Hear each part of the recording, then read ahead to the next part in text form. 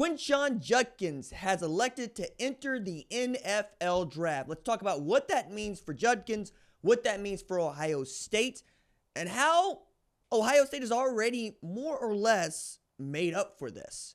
What's up, kinfolk? It's RJ Young. I am not on a step mill. If this is your first time watching the #1 college football show, welcome. Thank you for being here.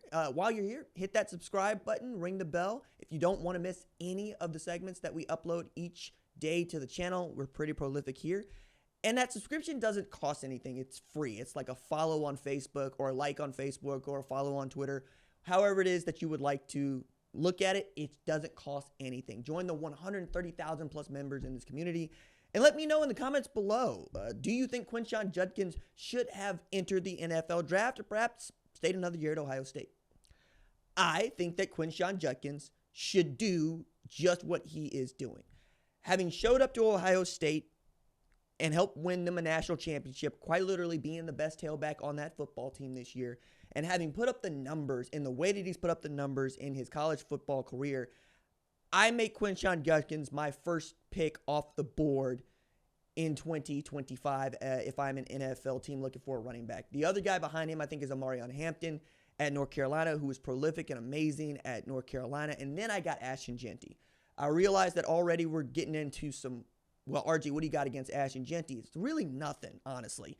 I just know more about what Quinshon Judkins has played against and who he's played with. Ashton Jeanty's been outstanding at Boise State, really has. The Heisman runner-up, 2,600 yards on the ground this season. Quinshon Judkins is the best true freshman tailback in the SEC, short of Herschel Walker, period. Herschel Walker is one of the greatest SEC tailbacks of all time, on the list with Bo Jackson, right? Quinshon Judkins was putting up those sorts of numbers at Ole Miss, playing an SEC schedule. Then he transferred to Ohio State, and he didn't lose a step, and he was an absolute battering ram. That man runs the football like Alvin Mack talks. For those y'all that don't know what I'm talking about, go watch the program. Go watch Wyatt Davis's daddy give that noise to everybody he talks to across the line of scrimmage. By the way, Wyatt Davis Jr., Dwayne Davis, Wyatt Davis's daddy, is Dwayne Davis. Dwayne was also Featherstone. We can keep going here. Point here is you didn't want Quinshon Judkins to come looking for you. It is a violent runner. It is a fast runner. It is a great pass catcher out of the backfield on elite football teams. Full stop. Quinshon Judkins is that dude. I want Quinshon Judkins to be on my team. I just don't know that the Dallas Cowboys are smart enough to A, go get him, and B, smart enough to use him correctly, because we just ain't been smart about using any of our toys short of Micah Parsons and CeeDee Lamb. But Quinshon Judkins is that guy. I really, really wanted to see one more year him at Ohio State, but that would have been selfish of me, right? That would have been me going, I like college football. As a matter of fact, I did Keyshawn Johnson's podcast earlier this week, and they gave the question to me, where would Jeremiah Smith go if he was entering the NFL draft this year? To which I said, you can find out in 2 years. You can't have him for 2 years. He belongs to us for the next 2 years. NFL folks always trying to rob us of our superstars before it's time to rob us of our superstars. And since they decided to blackball Maurice Clarett for doing just that, nah, man, play your 3 years and get your money. Because what I'm going to tell all the kiddos is you only get 5 years to play 4. Maybe you'll get 5 to play 5 later. But 5 to play 4 right now. And that money is here now and only right now.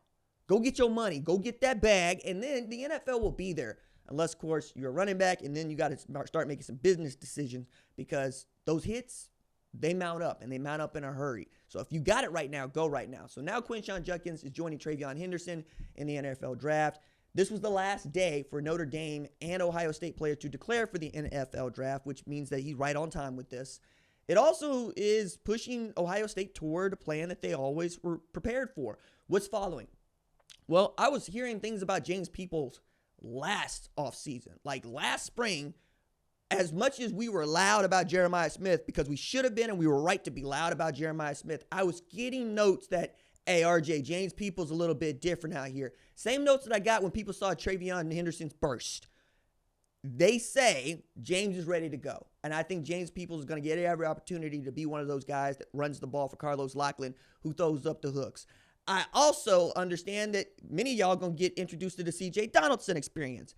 which is not that dissimilar to the Quinshon Judkins experience. C.J. Donaldson started out as a tight end at West Virginia. They moved that man to tailback, and he runs like a tight end runs like a tailback who was once playing tight end. If you ever wanted to find out what it might have been like for Tim Tebow to run the ball 7.5 yards deep, maybe you're looking at a guy like C.J. Donaldson. If you ever wonder what Tyler Warren might look like if he got his shoulders low and he was fast, C.J. Donaldson is your guy.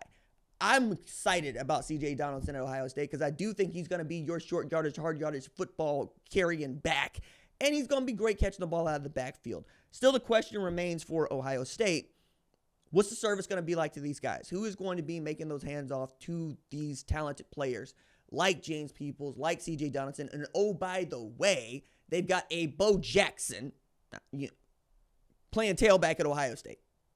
I think that's pretty damn fun. I think that's pretty damn awesome. He's a true freshman.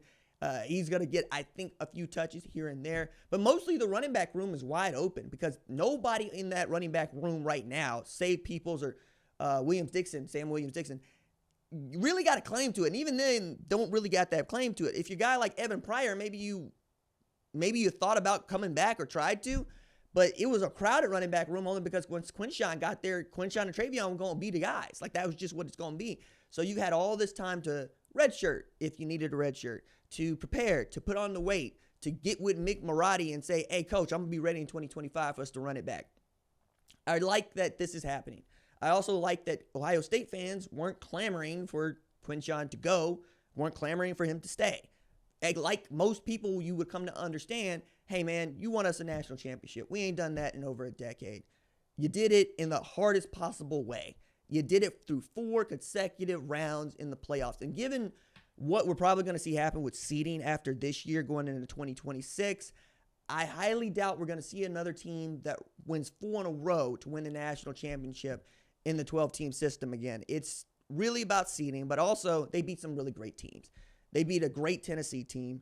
They beat a great Texas team. They beat a great Oregon team. They beat a great Notre Dame team. I don't know that you're going to see other teams be able to emulate that, especially if you don't have the kind of talent that Ohio State had on both sides of the football. Offensively and defensively, they were stacked, and they nailed the quarterback. Even when it didn't always feel like they nailed the quarterback position, they nailed the quarterback position.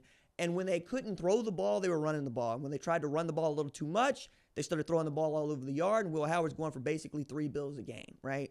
That was great. If Julian Sand can be the kind of player in his year 1 that Will Howard was, I think Ohio State's going to be right back where they want to be, which is contending for the national championship because they have made moves that take into account things like Quinshon Judkins leaving for the NFL if that's what needs to happen, and it does. Know that Travion Henderson is going to go. Again, you got to nail the running back position. This is why Carlos Loughlin was brought in. It's not just to oversee what Quinshon Judkins and Travion Henderson are able to do. It is to make sure that you nail the next line of recruiting, whether it be transfer portal gets or recruiting class gets out of high school. Like Carlos Loughlin, who made waves in the right way when he's at Oregon saying, hey, look, you got to be hard to play football for me. Don't put no soft-baked batch cookies around me. They going to crumble. And I think he's got that in that room right now. It's just they got to go through winter conditioning. They got to get a little bit bigger. They got to get a little bit stronger. And then you get to run behind what I think is going to be a retooled but good offensive line.